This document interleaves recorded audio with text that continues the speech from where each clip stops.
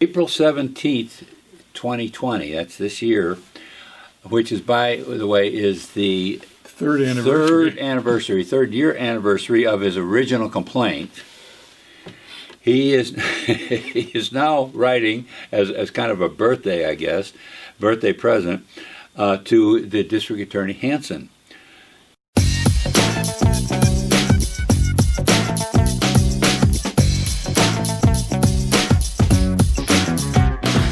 Welcome back to Talkin' Racine. We have George Myers. Morning. Jim Spodek. Morning. And Dr. Ken Jorgen. And we're going to talk this morning a little bit about, how about Machinery Row? George yeah. Hey, it's been a week since we talked about that. Row. It's all Machinery Row, including with this very first item, which is something that came back from the Appellate Court, as we covered last week. And I think even the week before. From the judge, great Judge Fredrickson. Well, this is what we're talking about is what comes from the Appellate Court. Yeah. The city of Racine, in the Azarian complaint, filed a motion to dismiss. And Judge Fredrickson said, no, we're going to go ahead with this. And then, so they took it to the Appellate Court, stepped it up a notch. They're tossing a Hail Mary out there, you know. And the Appellate Court came back and said, no, you guys, we're going to go ahead with the trial. And Judge Fredrickson, this is his statement here, right? Where he says... right, this Circuit Court, the one you're looking at. Yeah.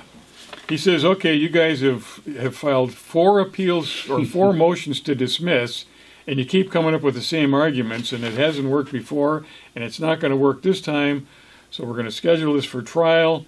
And, discovery is not going to be delayed any longer. Right. And discovery not being delayed any longer. Whoa. Tell people what discovery is about, Jim. Well, here, I'll read it. It says, plaintiffs filed this case over a year ago. Plaintiffs have been barred from conducting any discovery because defendants have spent the last year moving to dismiss every complaint. It is a long past time that plaintiffs be allowed to proceed with their claims and conduct discovery. Discovery is finding out all the emails that we have through the court system and actually finding out exactly what happened with this case. Discovery will be revealing in this particular case. Well, and although we've talked about it, the courts are still blind to it. You know, right. It hasn't been come out on official documentation as recorded by court reporters and that type of thing. You know. Basically, is the complaint. The plaintiffs are saying, look, we were treated wrongly, and we want satisfaction.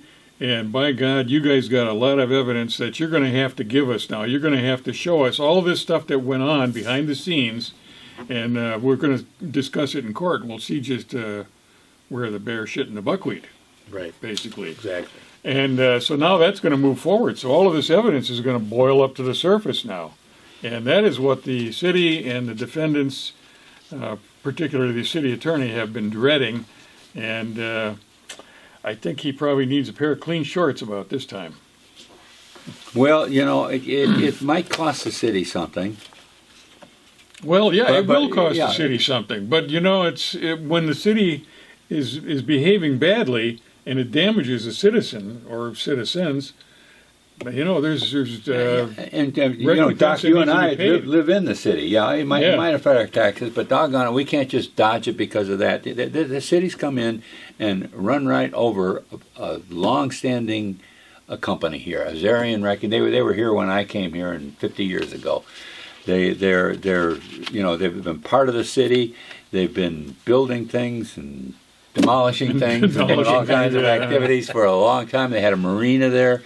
And I think that Sam was a little bit too trusting maybe in his dealing with the city in this case, and he just needs to be compensated for the damage that was done. I mean, after he moved to city, they chased him over on Douglas over there on Memorial Drive and High Street and said, "Whoa, what are you doing over here now?" And over there and hassle him. Hey, plant some shrubs out here. Yeah. I don't like that fence. Yeah. And that trailer's got to go. Wow. They were just constantly on these poor people, and now they got them ticked off and they got a lawsuit on their hands and it's going to cost some money. And that's one of the things that the city complained about is like, oh, this is going to cost so much money, Your Honor. We shouldn't be put through this. Well, sorry, if you hadn't done something wrong, it wouldn't cost us anything. Exactly. That's how it right, works and out. that's where we, people like Corey Mason and John Dickard and Scott Letney, these type of people, we just got to get them out of City Hall, folks. Yeah. They're going to continue to. This is their modus operandi. It's called. This is the way they function. And, Hey, what's your MO on that? Yeah. They think this is real brilliant, and we're going to figure out how we're going to have all these buildings torn down. Okay, so we're going to lose 10, 15 businesses. So what, Well, they thought they were getting away with it, and so far it's for the they greater have, good. That's this whole thing. One of the things that needs to get brought up too, though, is a lot of times, well, the insurance is going to pay for it. I don't think they're going to pay on this one because this is fraudulent, and when there's fraud involved, insurance companies don't pay. They go out of their way not to pay, actually. So it's going to be an interesting settlement. And we have to see if the city's going to learn from it. If this gets brought out, doggone it, I hope the taxpayers and the voters of this city. You know who I really want? learn Is from taxpayers will figure it out. But you know who I'm worried about is the alderpersons, the ones that should be representing and asking the questions. Silence. Yeah. Oh yeah. No, that's a real shame there. Yeah. The John Tate and the Trevor Young boy and Natalie Taft. They just follow along like sheep. Oh, here's this God over here says, Go like this, like you're on a spring, Anyway, this is part of the larger issue of Machinery Row. And 3 years ago, more than 3 years ago, a complaint was filed about Machinery Row with the district attorney's office. It was filed by citizen Dennis Monte. And Jim, you want to read a little bit there from his initial correspondence? We got like a half a dozen of them to go through here. Half a dozen of emails. We're going to do kind of an email chain here. The first one was Dennis Monte had gone to the Racine Police Department and had his complaint in hand, all ready to go. It was notarized and wanted to put a complaint in on, at that time, John Dickard, the mayor. This is April 17th, 2017. Right, Yep. Exactly. And that's about the time he had filled out his complaint. It was on Tom Friedel and Scott Letney stating, hey, there was some shenanigans at Machinery Row. The taxpayers were on the hook for fraudulent activity. Now this is you just mentioned a couple names there. Scott Letney, of course, is the city attorney. Right. Tom Friedel at the time was the city administrator. So we're way up there in the chain. Oh yeah, this was the upper management of the city. Absolutely. Stuff. So he files his complaint. Now, at the time, the Chief Howe had not talked to Dennis directly, but apparently he had come into the police department and was said, hey, we don't know what to do with this complaint by a supervisor. Chief Howe takes it upon himself to send a letter to the district attorney stating this needs to be investigated. I'm going to read one part of this email to District Attorney Hansen. It says, as was the case with the investigation involving former Mayor Beckert, upon being notified of potential criminal activity involving the mayor, appropriate steps were taken in-house to initiate a proper investigation. The decision to send this complaint away from our department without taking a report and without processing potential items of evidentiary value could send the wrong message to citizens. If not already addressed, this matter must be corrected ASAP. So this was what he sent to the district attorney. So Chief Howe was on it, saying this needs to be looked at. It may not be a Gary Becker, but it definitely... He called it potential criminal activity. Correct. That's what the police chief was writing to the district attorney. Correct. Potential criminal activity involving the mayor. Sounds like somebody should take a look at that, baby. Yeah, well... the chief thought so, anyway. Then, after that, in 2017, in October of 2018, Dennis Monte had been in contact with the district attorney of Walworth County because he didn't know if it had been referred out there or what the heck was going on. So he contacted the district attorney's office wondering what the process or the progress was on the investigation. And this is the letter he gets back from the district attorney of Walworth County. Dear Mr. Monte, thank you very much for reaching out to me regarding your concerns with an investigation being conducted by the Racine County Sheriff's Department. Unfortunately, I do not have any jurisdiction over matters that occur in Racine County. The only way that I can prosecute matters occurring in a different county is if the district attorney in that county requests that I prosecute the case on his or her behalf. Because that has not occurred with this investigation, I am unable to take any action in this matter. I am sorry that I cannot be more assistance. Thank you. So, the District Attorney of Racine, Patricia Hansen, has not done anything with it and has not referred it out to Walworth County, which was a possibility at the time because it was thought that maybe there's, too much closeness. Right. It's a big case, or it should be a big case. Involves a lot of city officials. Right. Yeah. There's going to be a lot of connectivity there between the DA's office, even though that's the county, and the city, the mayor and this type of stuff. Maybe we need to go outside the jurisdiction, which isn't that uncommon. Yeah, No, just to avoid sure the appearance of impropriety, they will Right. routinely do. But that was something like Dennis Monty that initiated that. Right. Right. Dennis So he one. was the one. The district attorney wasn't. Well, we can't do anything because she hasn't contacted us. that. Right. So, Well, now, That's George, what have you got? That's October 19, 2018. Now we go a month later, November 29th, 2018, and we're back to the Sheriff's Department. Dennis gets a letter from Danny Schulman, a sergeant at the Racine County Sheriff's Office, saying, I received an email from the District Attorney's Office regarding your complaint. Never mind that it's over a year old. I apologize, but I'm not finding anything in our system at Machinery Row. Are you speaking of the Machinery Row in the city of Racine? If so, is the Racine Police Department not handling it? Could you please advise me who the two investigators are that you've been in contact with? Feel free to contact me by email or by phone. Poor Dennis. Yeah. so apparently going out to the Walworth County DA spurred on a little activity in the Sheriff's Department. Like, oh, what's this guy doing? He's making us look bad, not investigating. Now, another message from Danny Schulman. You want to read that one, Joe? Would you be available to meet on Monday, December 3rd, to go over this complaint? If not, is there a time I could contact you by phone? Please let us know so we can set this up. So now there's some activity. You're right. Now all of a sudden, we're gonna try to get to the bottom of this. Of course, again, falls to the wayside. Nothing happens. So, in March of 2019, a year and a half ago, and approximately a year and a half after the initial complaint was filed, it was more like 2 years, wasn't it? Mr. Monty gets another letter from Danny Schulman. Dear Mr. Monty, I apologize. It is my understanding that Investigator Mihalich was making contact with you to advise you that District Attorney Patricia Hansen, who is CC'd on this email, had made the decision that this case would be turned over to the Department of Justice. I had provided her with the contact information for the agent you and Investigator Mihalich were speaking with originally. D.A. Hansen, could you please advise Mr. Monty if this Machinery Row complaint has been turned over to the Department of Justice for their review? Thank you, Danny Schulman.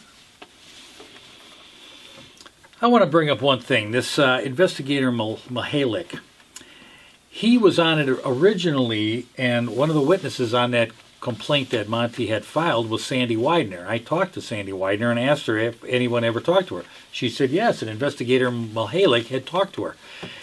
He had come to her and said, well, this is all political. This is because you don't like John Dickert. This was the investigation. So from the beginning, it was already tainted that this is a political move. This is how it's done. Sandy Widener's a problem, and it's all political. So we're just going to kind of go through the motions, and hopefully this thing will Die a slow death. Exactly. Yeah. Well, we got one more email here, George. You want to?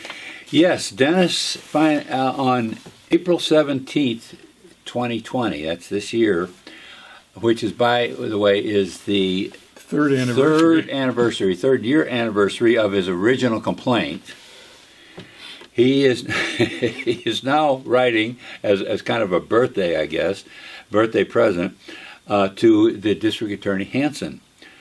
He says, again, I'm reaching out to you to find out where my complaint of 2017 is in the process of being investigated. As you will recall, this is the Machinery Row complaint of the missing dollars in a kickback scheme and the fraudulent activity surrounding the Machinery Row development. Most recently, one of the persons that I've accused of being involved in the Machinery Row cover-up is John Dickert, former mayor of Racine, who again will be brought up to you by the Mount Pleasant Police Department in a road rage incident. And that's the incident that we covered here on the show with Christian Reynoso. Right. Oh, poor John, man. He just can't just stay out of trouble. Why is it so hard? I mean, why the cover-up? I mean, is there a reason? I mean, obviously there's some issues. Yeah, because they could be in deep trouble. That's the reason. Well, isn't the district attorney supposed to seek justice? Well, for common citizens, yeah. I mean, teenagers smoking pot, we can't have that. But millions of dollars of taxpayer money disappearing out the door and now nobody knows where it really went. That kind of stuff happens. Mistakes are made, and yeah, good people. Yeah, good people. Yeah. Nobody See him had at the any bad cocktail intentions. party, and I'll give him a piece of my mind. Yeah. Well, John picked his successor, Corey Mason. See, so Yeah. we got a bit. Well, did we get much of a change there? I don't know. Well, Corey was very much involved in Machinery Row too. Yeah, Corey Deeply Mason involved. stepped right into machine. Oh yeah, he was big time in that. Yeah, that was. Well, here's another little item from Machinery Row, and it has to do with the DNR grant, the Knowles-Nelson grant that the city of Racine secured from the DNR, $470,000 to develop a promenade down at Machinery Row Development. A nice little walkway along the river there, so you can look over your left shoulder and you see this beautiful new development, and you look over to the right and there's people out there fishing on the river, and the sun is shining and life is pleasant.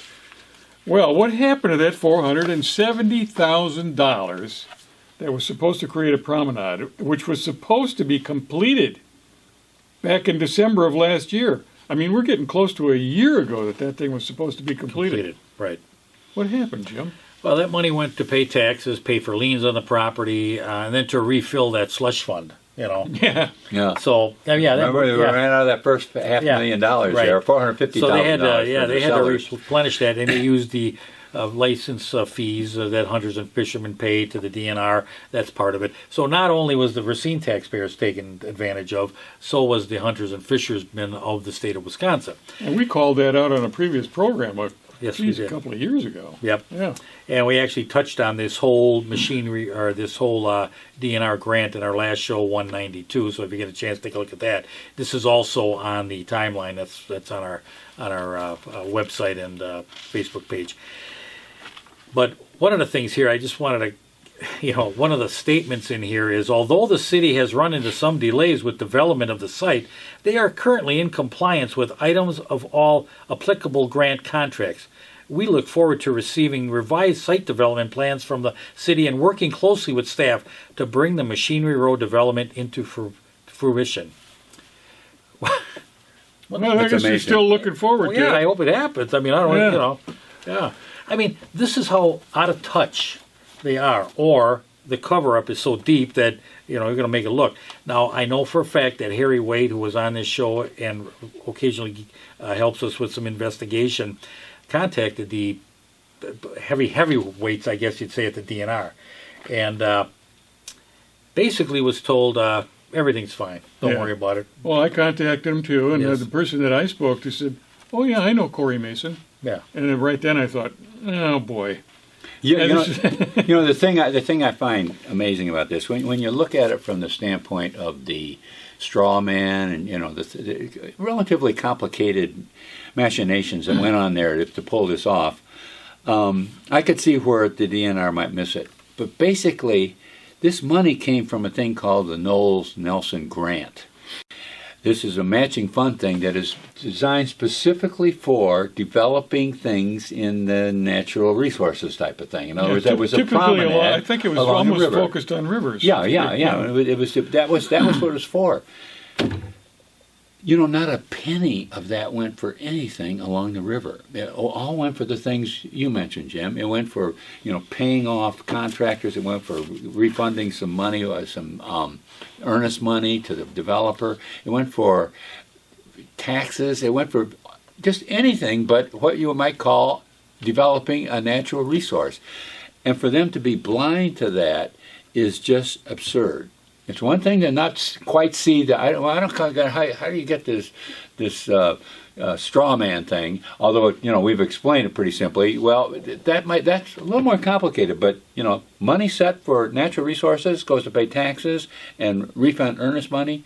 That's pretty darn obvious. And the fraud that they pulled on the DNR to say, "Oh, we're going to buy this property from this developer." Well, there was no developer. Who never owned it. Who never owned it. So you're buying your own property and then using the DNR grant to fraudulently move this to pay taxes and these other things.